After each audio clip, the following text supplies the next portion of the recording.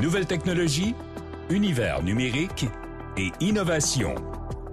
Voici Une tasse de tech avec Alain McKenna et Pascal Forget. Et bonjour tout le monde, bienvenue à un nouvel épisode d'Une tasse de tech. Oui, une tasse de tech, parce qu'on parle de tech toutes les semaines, de façon aussi efficace que si on vous coulait un savoureux latte. Je vais dire ça comme ça. Un latte qui est réchauffant cette semaine parce que c'est clairement une édition manche longue. Il fait frais, là. L'été est en pause cette semaine. Alain McKenna ici avec Pascal Forget. Salut Pascal.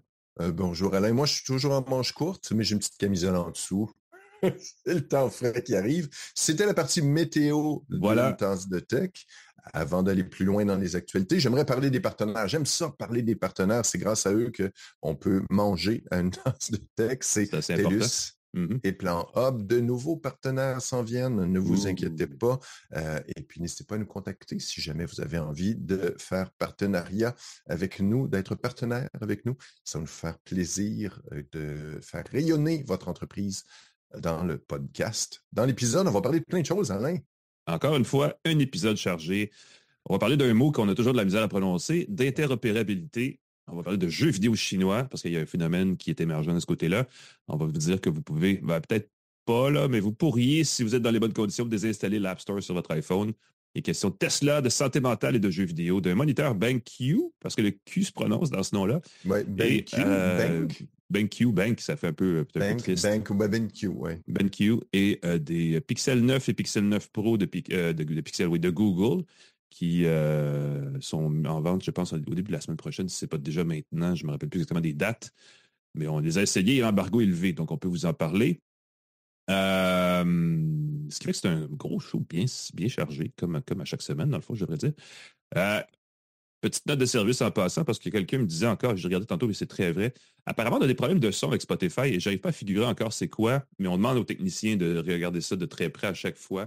Donc, si je clippe un peu, si le volume semble trop élevé, imaginez comme combler les trous dans l'onde sonore pour imaginer la voix originale que je peux avoir, parce que clairement, c'est pas... Ici, le son est très bon. Et sur d'autres plateformes, je pense à Apple Podcast, ça sonne très bien aussi. Je ne figure pas encore c'est quoi le problème. Mais on investigue, on a mis un homme là-dessus. Je veux dire, comme Richard Desjardins là-dessus. le chanterait. On dit personne là-dessus, Alain. Paraphrasé Richard Desjardins qui le chantait, lui, il y a quelques années, mais là, peut-être que c'est passé de mode, je ne le sais pas. Et voilà. Pascal, comme c'est le cas à chaque début d'épisode, allons-y de ce pas avec nos espressos de tech, ces petites nouvelles très courtes. Il y en a une qui fait, OK, je ne veux pas faire de la politique, là, mais je lisais hier que Donald Trump vient de lancer sa propre plateforme de crypto-monnaie et je lisais surtout rien de plus sur cette nouvelle-là. La plateforme va s'appeler Defiant, D-E-F-I-A-N-T. Si vous enlevez le E-A-N-T, ça fait DeFi, qui est... Decentralized Finance, si je me rappelle bien, l'acronyme de, parce que c'était très à la mode il y a un an ou deux là, dans la foulée du buzz du Bitcoin et tout ça, de dire bientôt, les crypto-monnaies vont donner naissance à une industrie de la finance, pas contrôlée par les grandes banques. Et là, ça crée cette espèce de clivage entre les gens qui vont à la banque et qui ne sont pas trop au courant, donc la plupart du monde, et cette espèce de petit pourcentage de gens qui ne croient plus au système financier moderne et qui se disent renversons le système. Ça fit dans le profil de Donald Trump. Écoute, il faudrait investiguer, évidemment. Je serais curieux de voir à quel point c'est crédible, ce truc-là, parce qu'on sait que Donald Trump a un historique de lancer des produits financiers un peu louches pour s'en mettre plein les poches. Donc, si jamais vous êtes du genre à regarder ça de plus près, allez-y avec un sens critique très élevé. Vous le savez, tout ce qui touche aux cryptos n'est pas régi, surveillé, suivi par les autorités financières. Donc, ça reste une zone grise extrêmement facile à utiliser pour exploiter les gens qui sont un peu moins versés en technologie. Quand on donne de l'argent à des gens, il faut toujours vérifier où s'en va l'argent avant de finir la transaction. Moi, c'est ce que je vous dis. Quand on donne de la crypto-monnaie, ça disparaît dans la brume sans support de votre banque en cas de fraude. Exactement. C'est très difficile de retrouver les gens. D'ailleurs, tu parles de décentraliser la finance. On n'a pas glissé un mot là-dessus, mais il y a Art Bacon, la plateforme québécoise de finance, qui a mis fin à ses jours. Ben oui, qui a fait faillite. Art Bacon, c'est toute une histoire, parce qu'ils ont levé je ne sais pas combien d'argent en financement participatif actif là, auprès de gens qui pensaient être actionnaires de l'entreprise par la suite. Ils promettaient une entrée en bourse imminente il y a un an ou deux. Ça s'est gâté. C'était devenu une espèce d'agence de création de contenu qui vivait évidemment du référencement sur Google. Et récemment, Google a changé ses règles de référencement. Donc, les la façon dont les gens cliquent sur les résultats des moteurs de recherche pour se rendre sur des sites a été revue par Google et ça a beaucoup nuit aux agences comme Art Bacon de création de contenu qui vivent du clic. Et là, ben, paf, Art Bacon a dû fermer ses portes. Ce que je lisais, c'est que hier ou avant-hier, Google a revu encore une fois ses règles de référencement et que tout d'un coup, on a réparé le bobo. Et là, semble-t-il que si on avait pu traverser cette période-là, on serait encore en vie chez Art Bacon. Donc, c'est quand même les aléas. Moi, je veux dire ceci. Les risques d'être dépendant, trop dépendant d'une seule entreprise privée étrangère, quelle qu'elle soit, si vous vendez que vos produits chez Walmart, que vous vendez tous vos produits sur Facebook, ou que vous vendez tous vos produits sur un seul Amazon, et que tout d'un coup, ces entreprises-là, qui dans le fond, ont des millions et des millions de fournisseurs comme vous, décident de changer ces règles sans vous avertir d'avance, ben c'est ça le risque. C'est un peu ça, c'est ça qui est le problème. Oui, puis aussi que quand tu te démarques par ton référencement Google, encore une fois, il suffit qu'il change. Et la question, c'est que oui, d'accord, c'est bien d'être bien référencé par Google, mais si c'est pas par la qualité de tes produits ou la différenciation de tes produits ou ce que ton produit apporte, c'est pas terrible à long terme. Tu sais, dans un monde idéal, quand tu as un produit qui a une qualité, même si ton référencement change, tu vas continuer de faire. Mais quand tu es constamment obligé de dépendre des clics pour financer, je trouve que c'est un modèle d'affaires qui n'est pas durable. Ben, il y a toujours cette espèce de chasse gardée, ces jardins protégés, ces écosystèmes fermés. Hein, on en connaît d'ailleurs plusieurs dans les technos. Et on l'a dit tantôt parce qu'on parlait d'interopérabilité. Et ça peut devenir un problème quand tu es dans l'espace, Pascal. Je fais un lien, là, parce que là, on a une autre petite nouvelle. Voilà, on parle d'interopérabilité. On va y arriver. À force de le dire, on va être fluide. Butch Wilmore, Sonny Williams sont pris dans la Station spatiale internationale en raison de leur problème de la capsule Starliner de Boeing, qui a des petites fuites d'hélium qui servent à positionner la capsule et à la manœuvrer. Ils pourraient revenir dans une capsule SpaceX et puisqu'on parle d'interopérabilité à une tasse de tech, j'ai appris qu'un des problèmes, c'est que les connecteurs des combinaisons spatiales de Boeing et de SpaceX ne sont pas compatibles. Et là, je me dis, mais à quoi on a pensé dans 2024? Puis je sais que c'est des choses, des conceptions qui sont des fois faites, des décisions de connecteurs, de ports et tout, qui datent de plusieurs années. Mais je me dis, on ne devrait pas avoir un standard commun pour que les uniformes, ils ne rentrent même pas dans les sièges, les uniformes, et tu ne peux pas les brancher pendant que tu es dans ta capsule. Tu ne peux pas avoir de l'alimentation électrique, de l'alimentation en air, j'imagine, ou transmission des données. Je trouve ça débile. On va savoir demain, le 24 août, pour ceux qui nous écoutent, à un autre moment, samedi, on devrait savoir qu'est-ce qui va se passer, comment ils vont revenir. Il faut savoir qu'ils devaient passer 8 jours dans la Station spatiale internationale. Ils vont peut-être faire finalement plusieurs mois. Imagine être pris dans un tout inclus. Tu dis, je pars 8 jours.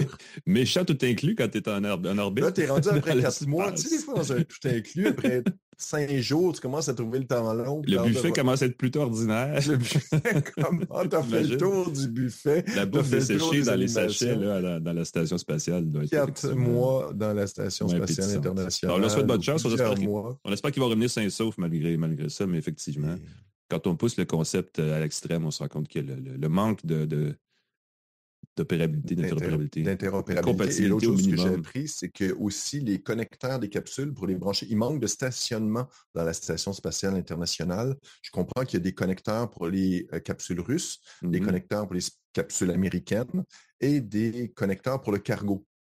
Il y a 2 connecteurs pour les stations spatiales américaines, pour les vaisseaux américains qui se connectent à la Station spatiale internationale. Et là, il faut qu'il en libère un si on veut arriver avec des nouveaux astronautes et faire partir les astronautes. Fait que la capsule ne peut pas rester là indéfiniment. Très, très fascinant. Écoute, ça sonne comme un épisode de la série Pour toute l'humanité, le For All Mankind, qui est sur Apple TV+, et qui est une série vaguement dystopique, quasiment dans le bon sens, parce qu'ils trouvent des solutions à ces problèmes-là dans la série, là, mais effectivement, ça me rappelle, parce que la connexion des capsules russes et américaines est un enjeu qui fait un épisode et même plus. Oui, tout à fait. Apollo-Soyouz, ça avait été un gros truc parce qu'ils devaient justement trouver des connecteurs compatibles et se connecter dans l'espace. Une série que je recommande si vous avez le goût de regarder quelque chose qui je suis très curieux. Qui est intelligent. Qui est intéressant par rapport à ça. J'ai regardé quelques épisodes de la première saison, puis ensuite j'ai fait mais il semble que 3e, 4e saison, ils sautent d'une décennie à chaque fois. C'est sûr qu'il y a un petit côté historique au début qui est éventuellement pratiquement évacué parce qu'on plus la série avance, plus on se sépare aussi de la réalité, parce qu'on va vers des what-if, que se serait-il passé ici? Et là, on va dans d'autres directions que celle qui s'est historiquement produite. Donc, c'est assez intéressant de suivre cette réflexion-là. On n'a pas besoin d'être d'accord, mais c'est le fun de voir comment, effectivement, ça évolue. Dans notre vrai monde réel, il y a une sensation, il y a un petit phénomène qui se produit actuellement dans le jeu vidéo qui nous vient de Chine. C'est le jeu Black Myth Wukong qui... c'est drôle parce qu'on n'en parle pas beaucoup ici. Les gens du jeu vidéo on a certainement entendu parler, mais ça n'a pas encore comme traversé cette espèce de membrane qui protège la bulle qui est le jeu vidéo. Même ma phrase est compliquée pour rien. C'est un jeu qui a été développé en Chine, pour la Chine, par la Chine, comme vous voulez, qui est très axé sur la culture chinoise. C'est un truc...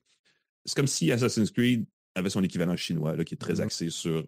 Et d'ailleurs, c'est un jeu de rôle d'action, une espèce de RPG d'action, qui a été lancé il n'y a pas très longtemps, mais qui est déjà au sommet des palmarès sur la plateforme Steam, entre autres, sans avoir le saut d'approbation de personnes dans cette affaire-là.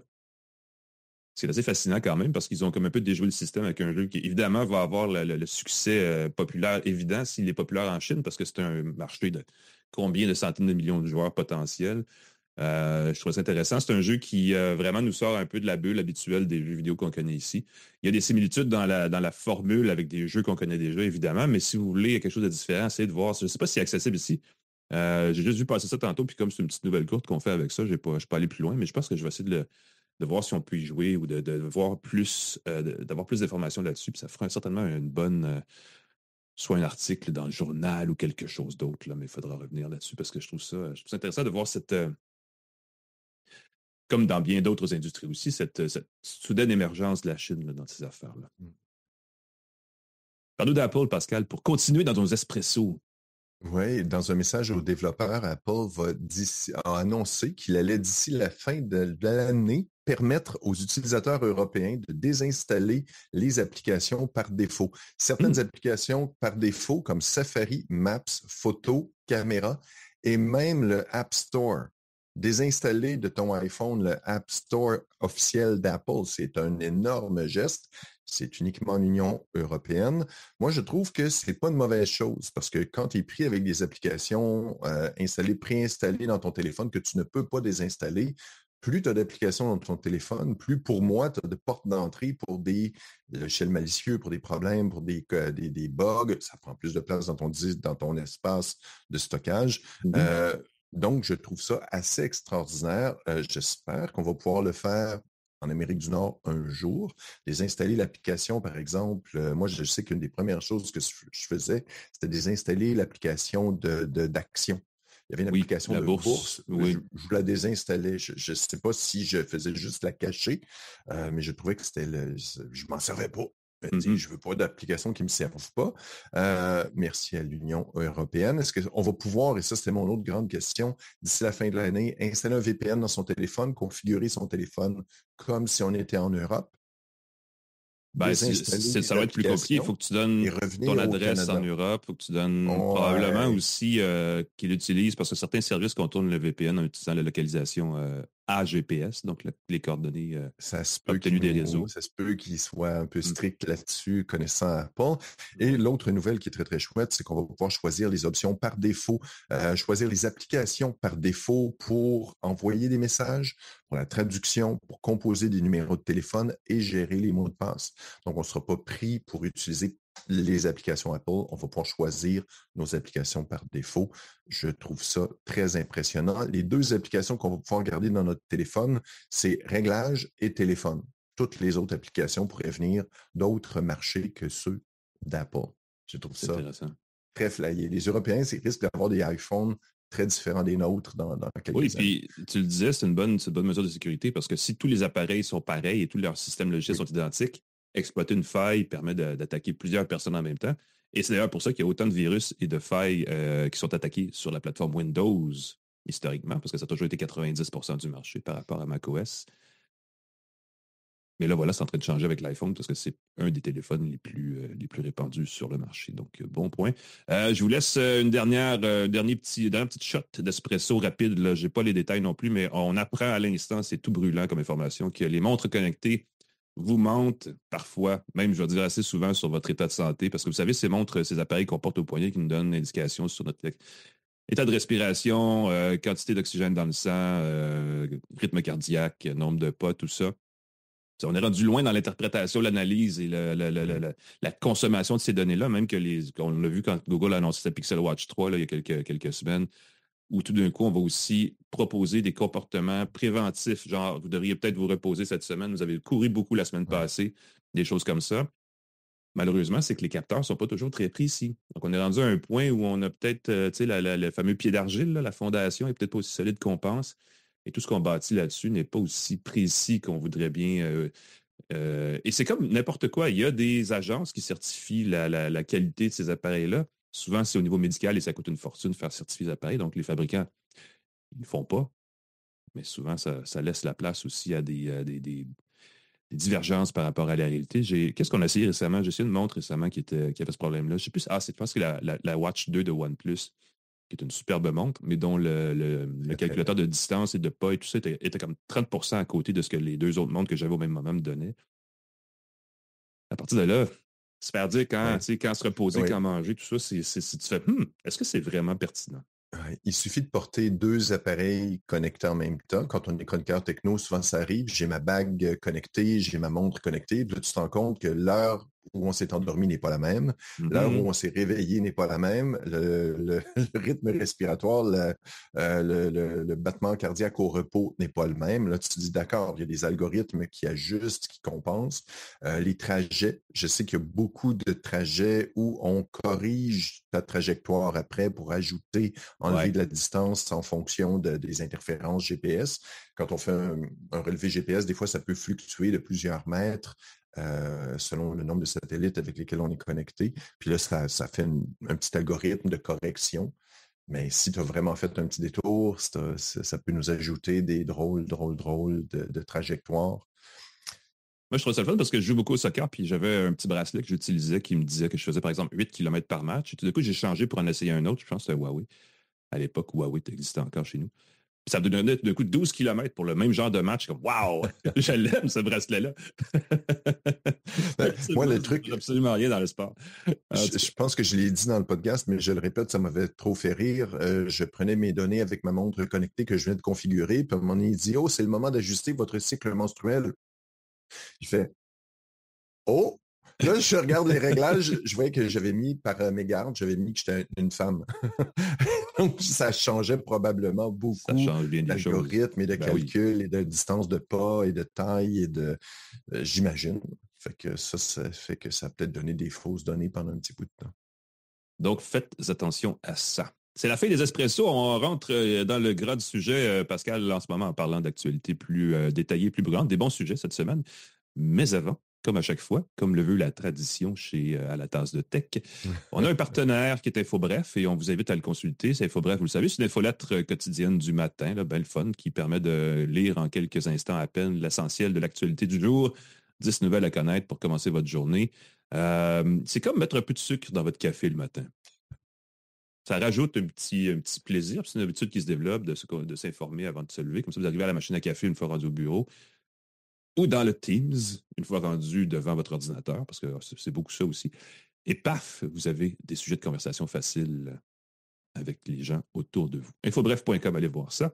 Nous, on a de l'actualité aussi brûlante et pertinente, axée évidemment sur la technologie. On commence par ce qui m'apparaît comme une nouvelle intéressante parce qu'elle défie un peu les conventions. Parce qu'évidemment, on aime ça, on l'a fait la semaine passée, on aime ça parler contre les tablettes, on aime ça parler contre les écrans, on aime ça parler contre le jeu vidéo.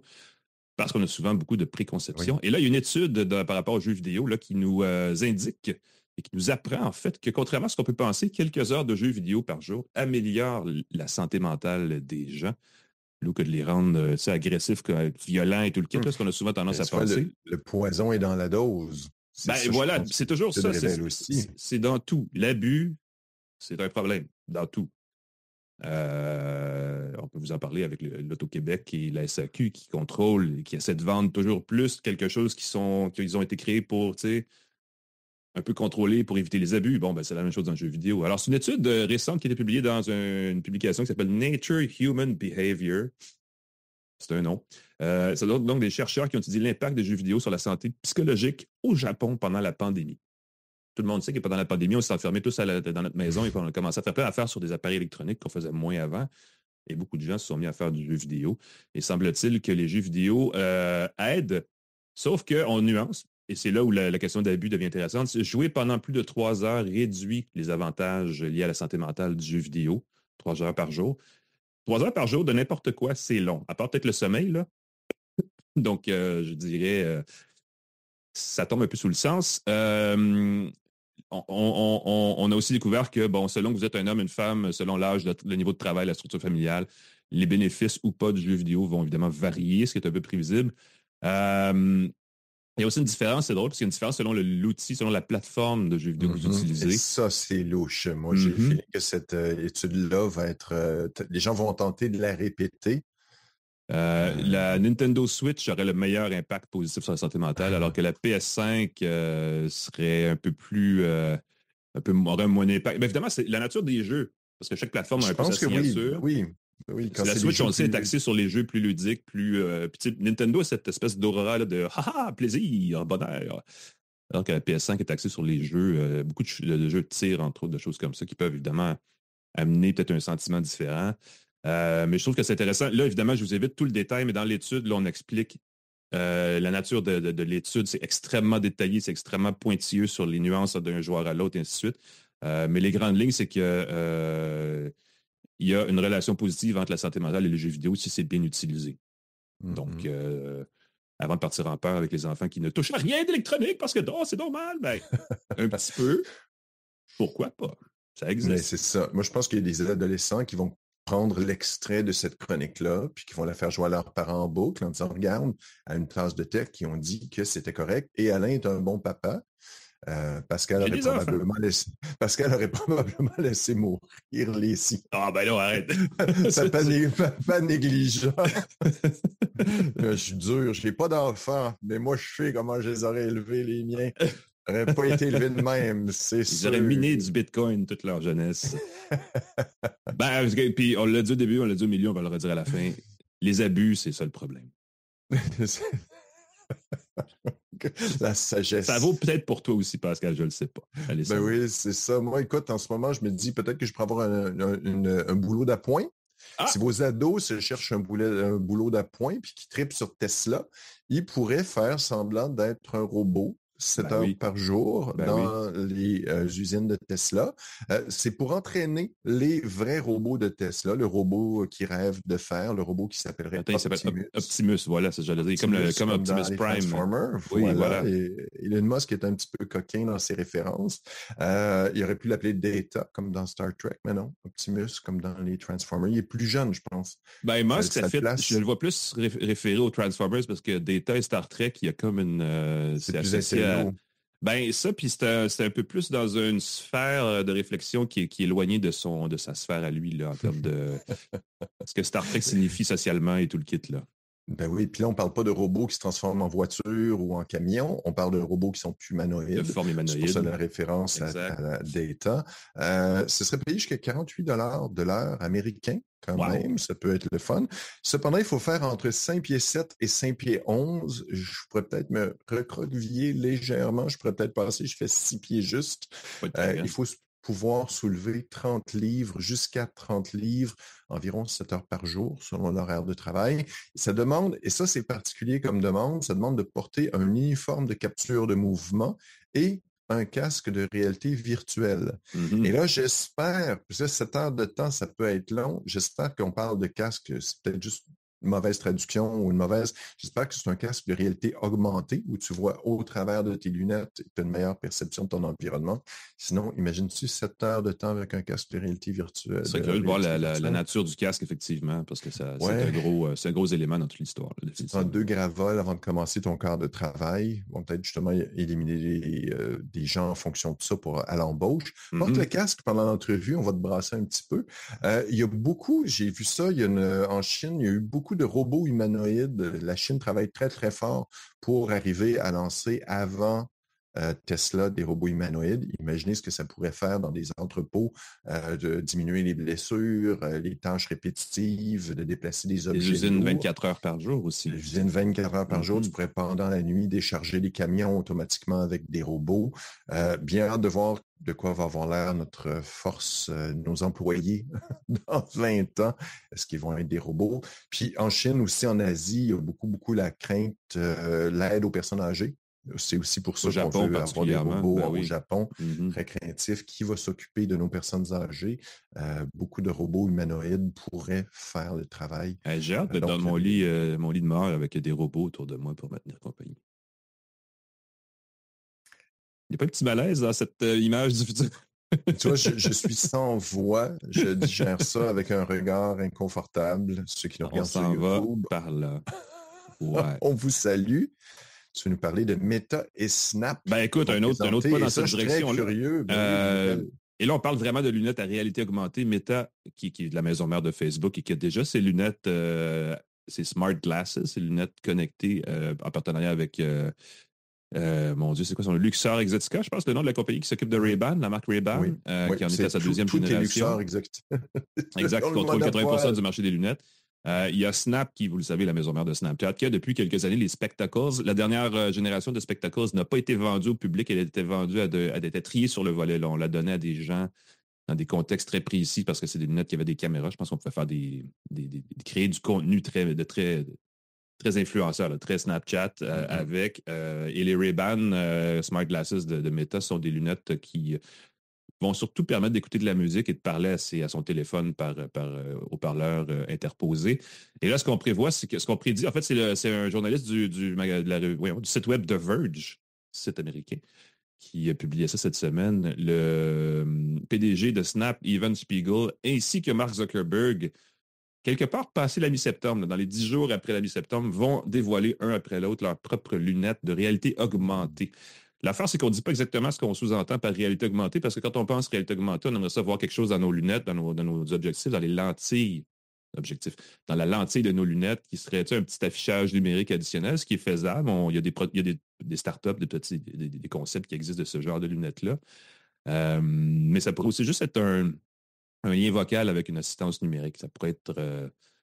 Meta c'est quoi donc c'est l'IA de Meta, là, c'est Meta AI tout court, je pense qu'ils n'ont pas encore de nom là, pour leur qui est basé sur Llama 3, qui a récemment été déployé partout là, dans l'environnement Facebook, Instagram et ainsi de suite. Et même WhatsApp, si je me rappelle bien. Donc, on pourrait tout simplement avoir cette espèce de lien vocal avec un assistant numérique comme celui-là. Et là, on pourrait parler de réalité augmentée. Les Spectacles avaient déjà quelque chose d'un peu plus évolué, mais comme les deux lunettes qu'on connaît déjà des deux entreprises ont des caméras, il pourrait avoir aussi un élément de reconnaissance, de vision par ordinateur. Là, où, hey, qu'est-ce que j'ai devant mes yeux? Oui. Là, qui j'ai devant moi? Moi, je rêve de la lunette qui me dit c'est Alain McKenna, tu l'as vu la dernière fois à telle date.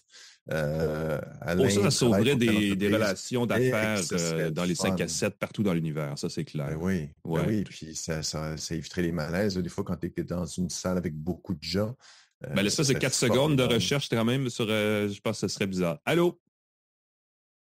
Kevin? Oh! Ah, salut! En tout cas, à suivre, parce qu'on va voir ça d'ici la fin septembre, mais dans les deux cas, on parle peut-être de nouveautés, de nouveaux produits, donc des lunettes qui ne seraient peut-être pas vendues au grand public, mais qui seraient justement offertes, là, comme Meta l'a fait un peu avec son casque Quest 3, là, qui est offert au public, mais qui n'a pas été offert aux médias. Oui, j'essaie de comprendre pourquoi. Et on ne connaît pas l'état des ventes non plus, fait qu'on ne sait pas si c'est une bonne stratégie ou pas. Mais on va tout faire à notre possible parce que nous sommes des fiers représentants des médias modernes et numériques pour essayer de mettre la main là-dessus et vous en parler plus en détail éventuellement à suivre. Ça met fin à l'actualité, par ailleurs très chargée, de la semaine. On va prendre un petit respire. Je pense que j'ai réchauffé mon café parce que là... Oh, moi aussi, il n'est pas très chaud, je vais vous le dire tout de suite. Ça, c'est pour les gens qui nous écoutent avec des écouteurs de très haute précision. Et on vous revient avec nos essais de la semaine. J'ai le téléphone Pixel 9. Vous avez peut-être vu, il y a beaucoup de publicité à la télé en ce moment de cette nouvelle gamme de téléphone. Et toi, Pascal, tu as un moniteur. Je ne sais pas si c'est avec celui-là que tu nous regardes sur notre version vidéo. Et si tu ne vas pas nous le montrer à personne, mais moniteur BenQ qui semble tout à fait intéressant. Donc, on en parle dans un instant. Ne bougez pas personne. Restez avec nous. On vous revient tout de suite à une tasse de thé.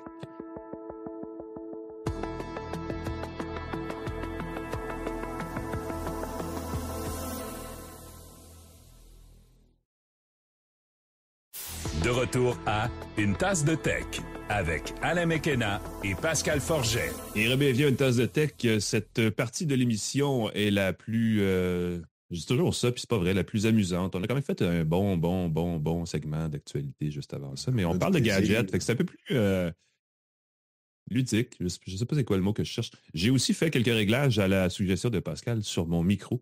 Donc, si je ne clippe plus, je serai déjà qui blâmé. En partie. C'est pas moi. Non, oui, c'est ça, comme si c'était ta faute. Non, mais je veux dire, c'est clairement dans Zoom qu'il y a un réglage et dans le filtre que j'utilise sur mon Mac pour enlever le son de pièces vides. Parce que dans mon énorme bureau que j'ai ici, où j'ai mis quand même des trucs anti-écho sur les murs, il y a quand même toujours un son de pièce, un son de chambre que j'essaie d'éliminer. Donc, j'utilise des filtres et apparemment, ça clippait. Alors, si ça ne clippe plus, on a trouvé le problème, je réécouterai ça et on s'en reparle, les amis.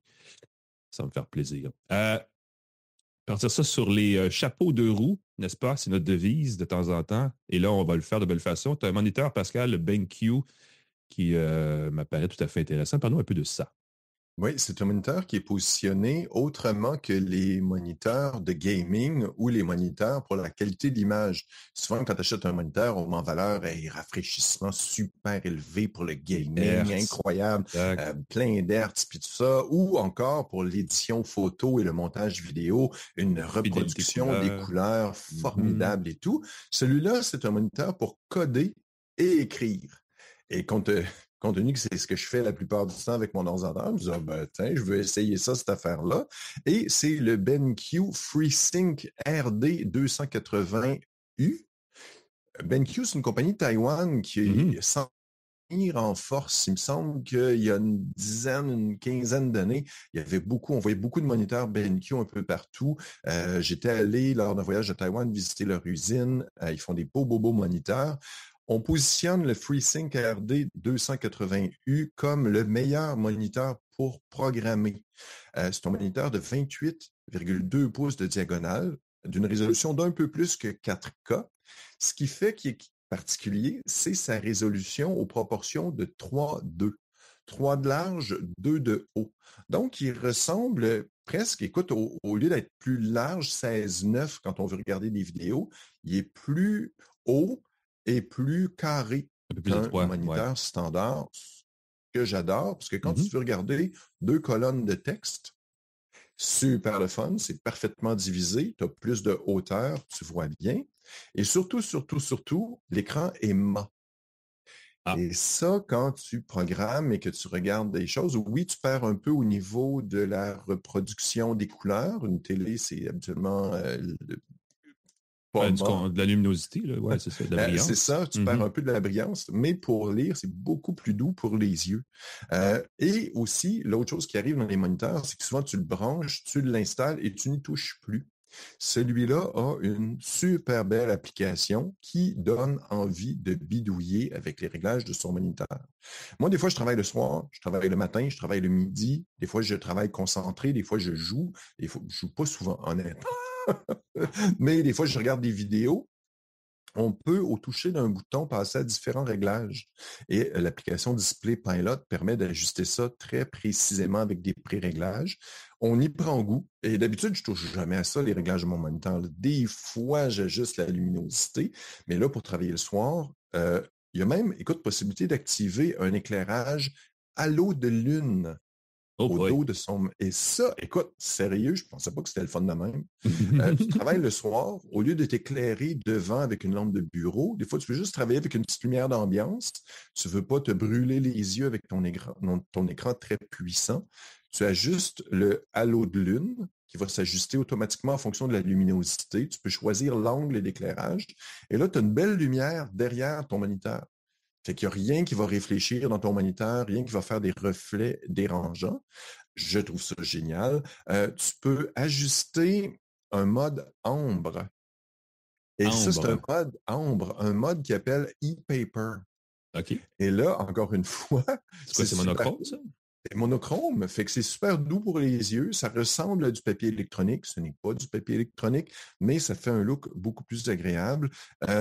Écoute, la hauteur du moniteur, tu peux l'ajuster avec son trépied, sa petite base. Tu peux l'ajuster au millimètre. Tu as des réglages comme une règle. Fait que tu peux vraiment dire que pour mon ergonomie, si tu es plusieurs membres de la famille à utiliser le moniteur, chacun peut avoir son petit réglage. Tu peux le déplacer très précisément. Il y a une barre de fonction tactile. Donc, quand je dis que c'est facile de changer, tu n'as pas besoin d'aller dans les réglages ou d'ouvrir une application. Tu peux juste tapoter le devant. Tu as un petit affichage qui te dit est-ce que tu es en mode de protection des yeux, diminuer la lumière bleue? Est-ce que la lumière s'ajuste automatiquement? Le rafraîchissement, et là, on tombe dans les points qui vont peut-être faire réfléchir certains. Le rafraîchissement est seulement de 60 Hz. Ce qui est très peu comparativement à certains moniteurs de gaming. Pour du texte qui défile, par exemple, c'est un peu agaçant. En même temps, c'est plus qu'assez pour lire du texte. Mais pour du texte statique, ça ne fait pas de problème, effectivement. Pour du texte statique, c'est très, très bien. Il est aussi 803 $. Oh, quand même. C'est pas un moniteur de 800, je ne dirais pas, mais 803, franchement, 803, c'est beaucoup. Ouais. Mais sérieusement, si vous cherchez un moniteur, vous faites la programmation, si vous écrivez, si vous travaillez avec des tables de calcul, jetez un coup d'œil là-dessus. Peut-être qu'à l'œil, puis les ajustements sont tellement le fun. L'autre petit mode que j'ai découvert en révisant mes notes, il y a un mode qui s'appelle Eco Privacy. Je trouve ça drôle. Eco Privacy, je me dis quoi le rapport? C'est que ça combine l'économie d'énergie. Ça va désactiver ton moniteur quand tu t'éloignes du moniteur. Il va détecter que tu es devant. Il va s'éteindre automatiquement. Tu peux choisir le niveau de sensibilité. Fait que non seulement tu économises l'environnement en éteignant ton moniteur quand tu n'es pas devant. Ben oui. Parce que d'habitude, avant, on avait l'échelle de sauvegarde d'écran où l'ordinateur au complet tombe en veille. Là, tu peux dire, mon ordinateur continue de rouler, mais quand je m'éloigne, on ne peut plus voir ce qu'il y a dessus, puis ça consomme un petit peu moins d'énergie. Fait que je l'aime beaucoup, je trouve ça vraiment génial, puis je découvre constamment des nouvelles fonctions. J'ai 3 modes préréglés, un mode papier électronique, un mode de jour, un mode de soir, et je peux d'un clic, d'un tapotement, le régler. Le FreeSync RD 280 jetez là-dessus. Jetez un coup d'œil là-dessus, puis jetez un coup d'œil sur les autres moniteurs de BenQ aussi. Ils font des bons appareils.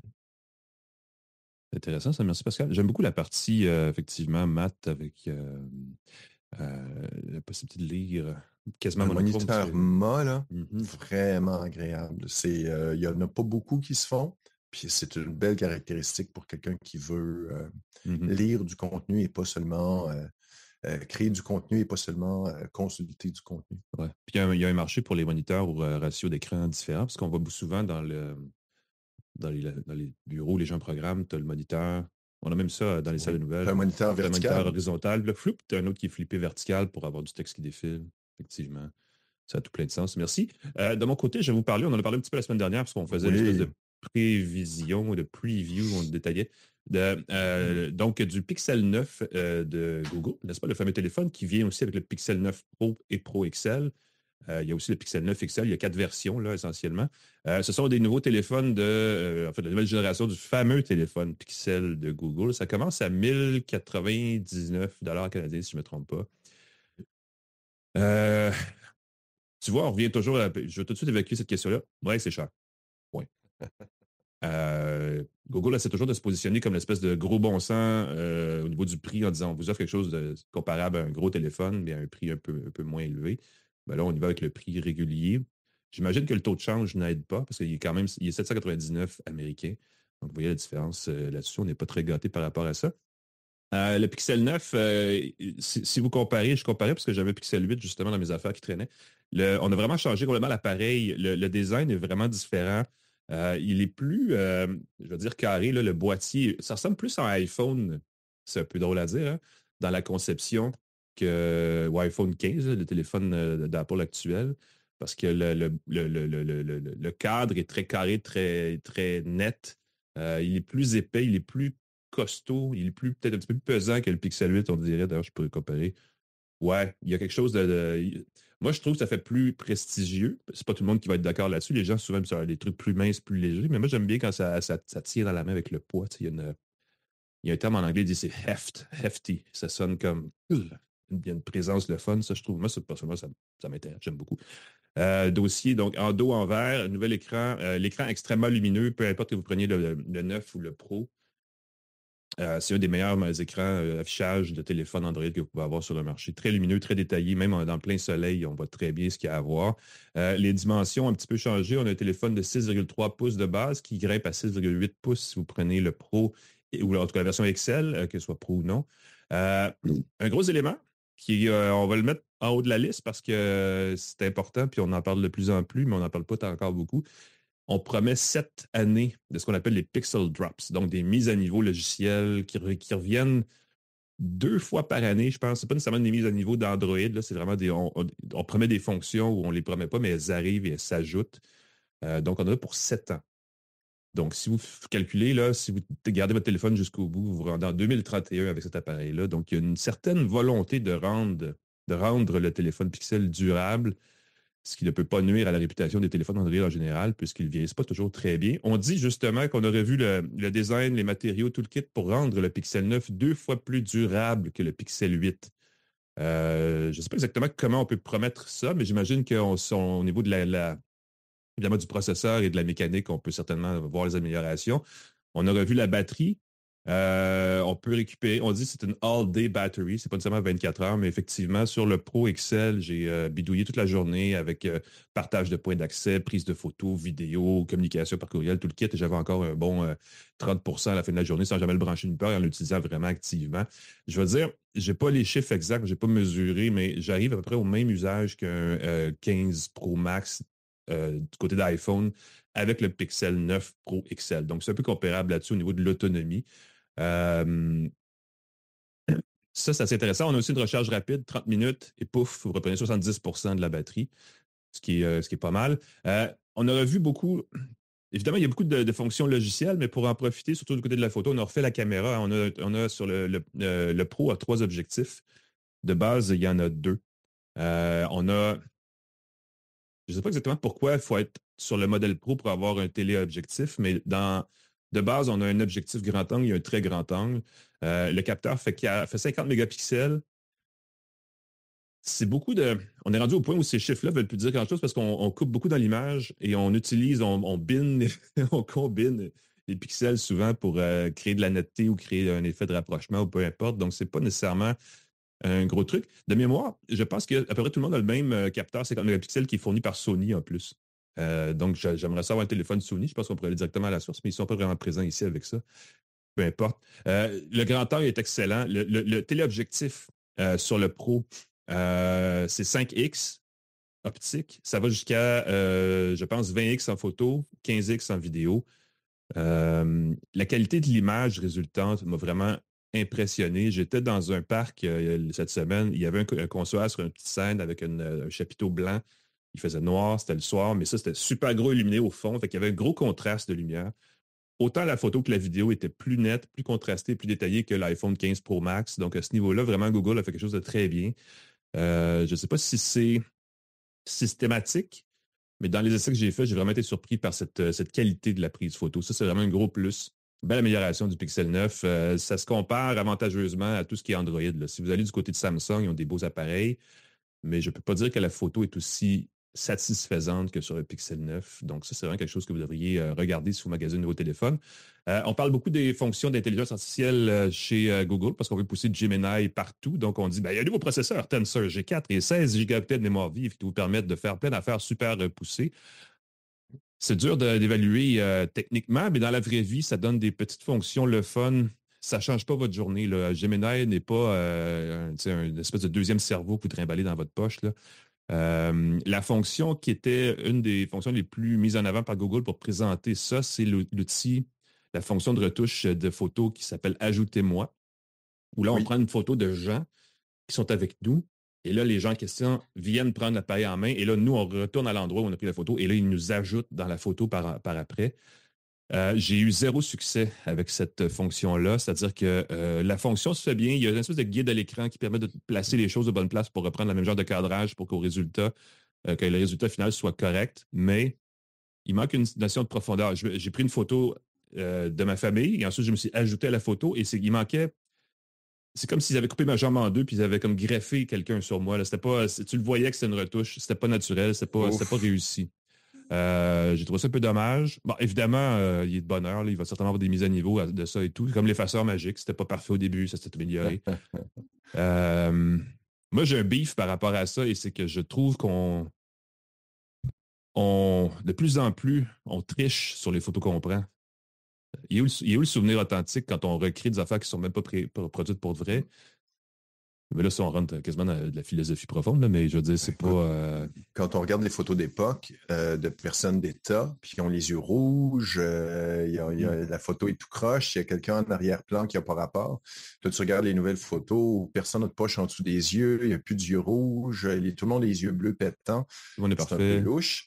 Ce que tu n'as pas mentionné dans le zoom, c'est l'option d'optimiser les photos zoomées. Oui. Et ça, je pense que les gens vont en abuser. C'est vraiment là, dans les films de science-fiction, dans les films policiers, là, améliore la photo, puis là, tu vois le coupable, c'est dessiné, même si tu as 3-4 pixels dans la photo originale. Oui, tu fais bien de le dire. Je vais dire un truc à ce sujet-là, puis je l'ai essayé, puis ça m'avait échappé, mais si vous prenez une photo zoomée et que vous améliorez le zoom, vous ne pouvez pas faire d'autres modifications sur la photo. En tout cas, pas avant. Donc, c'est vraiment une retouche qui demande d'utiliser, j'imagine, les différents objectifs pour combiner de l'information qui vient de plus qu'une photo en même temps.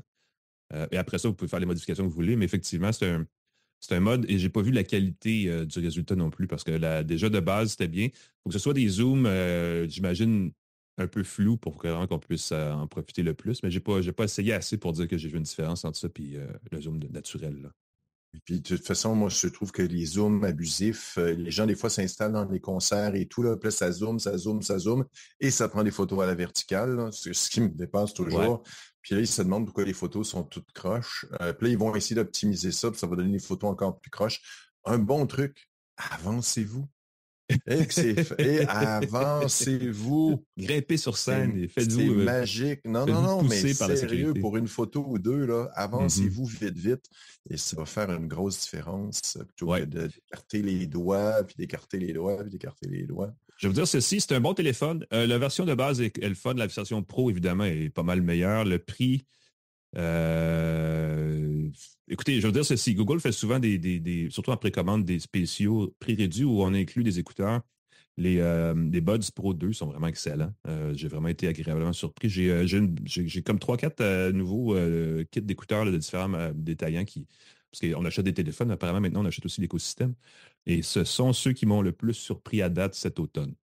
Parce qu'on n'est même pas encore l'automne. Je vous dis, il y a de bonne heure, je n'ai pas encore le dernier mot là-dessus, mais à ce stade-ci, ce sont des écouteurs qui sont très bien. Qu'est-ce que je voulais dire d'autre? Ben, c'est ça, le prix. Cela dit, si vous n'avez jamais utilisé Google One ou les espèces de services en nuage de Google, si vous achetez un Pixel 9 Pro, je ne sais pas si le Pixel 9 de base inclut ça, mais ça vient avec 2 téraoctets en nuage dans Google Drive. Et ça inclut une version Advanced de Gemini, de l'IA générative Gemini.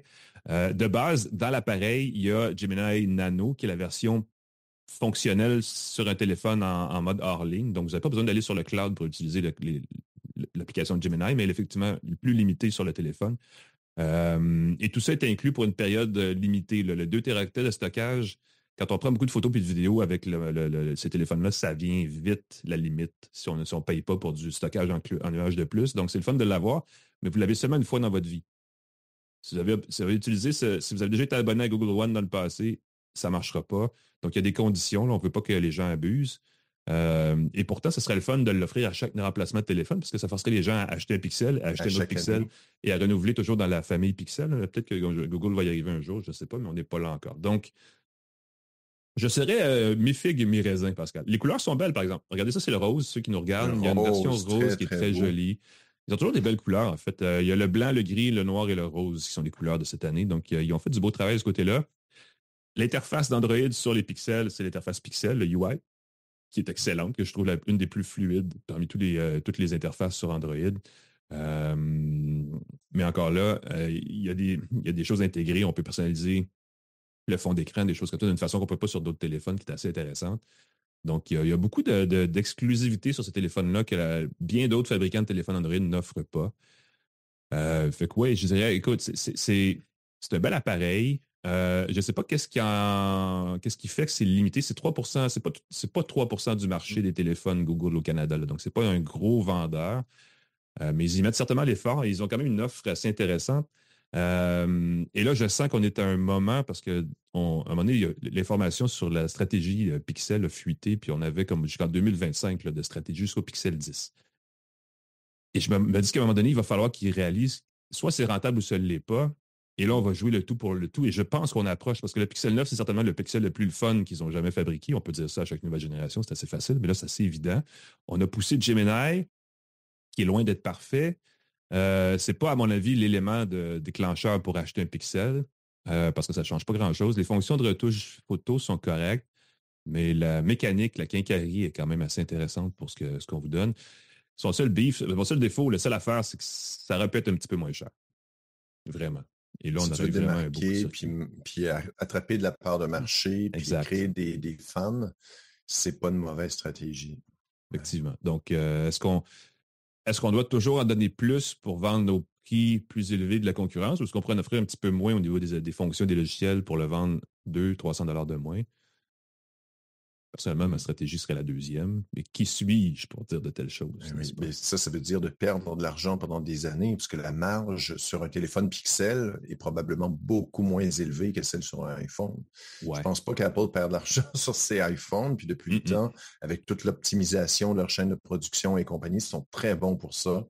Quand tu fais des pixels, tu veux t'implanter sur le marché, tu en vends beaucoup, beaucoup moins. Tu as moins d'économie d'échelle, ta distribution n'est pas aussi facile. Oui. Moi, j'avoue, il faut que je le dise, Alain, j'aurais aimé l'essayer davantage. Je vais me garder cette surprise-là. Je n'ai pas eu le temps de cette semaine. Si je changeais de téléphone, les gens se disent « Hey, c'est le fun de changer de téléphone à tous les semaines. » Non, c'est pas si le fun que ça. Change ton paiement, change tes coordonnées, il faut que tu rentres tes mots de passe. C'est un petit peu long, oui, effectivement. Ça peut prendre un certain temps. Fait que je voulais bien le faire. Moi, j'ai expérimenté brièvement avec la fonction Add Me pour les photos. Comme tu l'as dit, les résultats vont varier beaucoup là, de t'ajouter. Mais encore une fois, c'est des choses le fun. Et moi, mon gros commentaire, c'est que toutes les belles options, quand tu dis qu'il y a des fonctions exclusives, quand est-ce que tu vas t'en servir? C'est comme quand Apple a annoncé ses Memoji. Une fois que tu as créé ton Memoji, ben c'est tout. C'est tout. Là, tu as des belles fonctions comme ça. Est-ce que tu vas retoucher tes photos zoomées? Tu vas le faire une fois. Tu vas faire, finalement, c'est pas terrible. Tu l'utiliseras peut-être plus. Il y a le thermomètre qui est intégré, qui est toujours là. Oui, c'est vrai. Tu vois, on n'en parle pas, je ne l'ai pas utilisé. Non, mais c'est ça la question. C'est une super belle fonction qui permettrait de prendre la température, détecter s'il y a des fuites d'air dans tes murs, détecter la température d'un liquide, détecter la température d'une pièce, d'un morceau de bois. Sauf qu'encore une fois que tu l'as utilisé une fois, il faut que tu y penses. Et puis, tu mesures la température de ton café une fois, 2 fois, puis après ça, tu fais « Ah ben. » C'est rigolo, mais ouais, c'est ça, effectivement.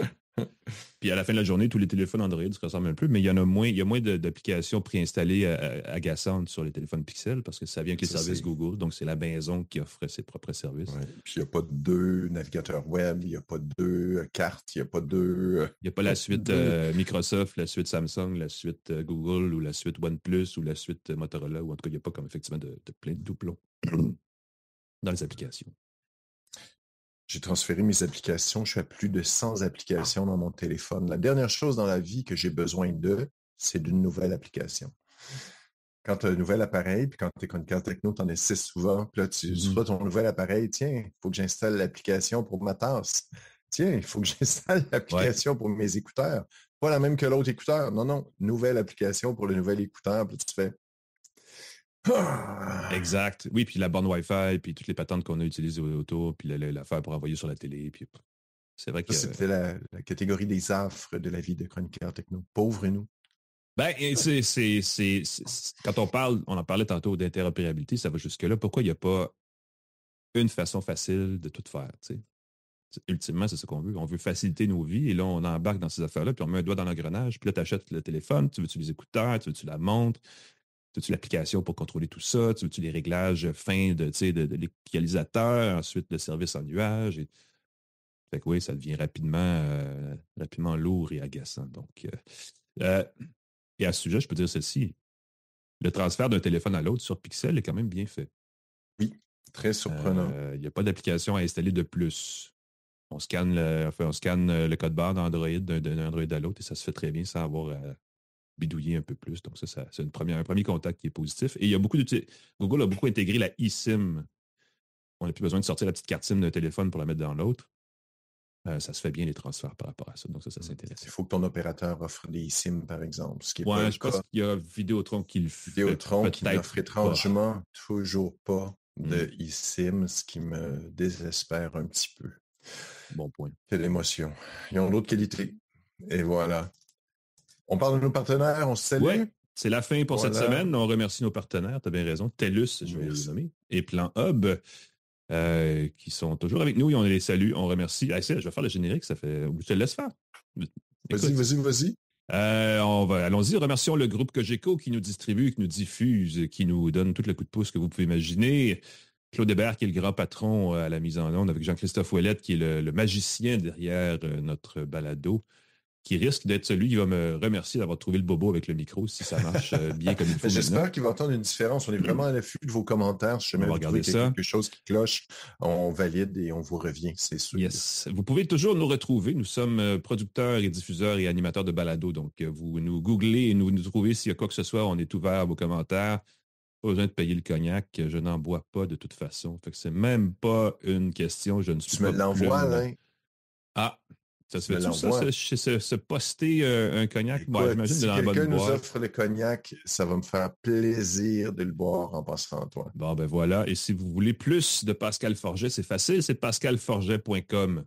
On ne peut pas avoir plus facile que ça. Tout y est. C'est pas compliqué. Nous, je vous dirais, à la balado, abonnez-vous. Venez nous voir sur Facebook. On a une page, une tasse de tech sur Facebook. Allez la voir. Venez nous écrire. Venez nous au courant. Entre-temps, moi, je mets tout ça en ligne. On prend une semaine pour recharger les batteries. On est comme des téléphones intelligents. Et on revient la semaine prochaine avec une autre tasse de tech. Salut tout le monde.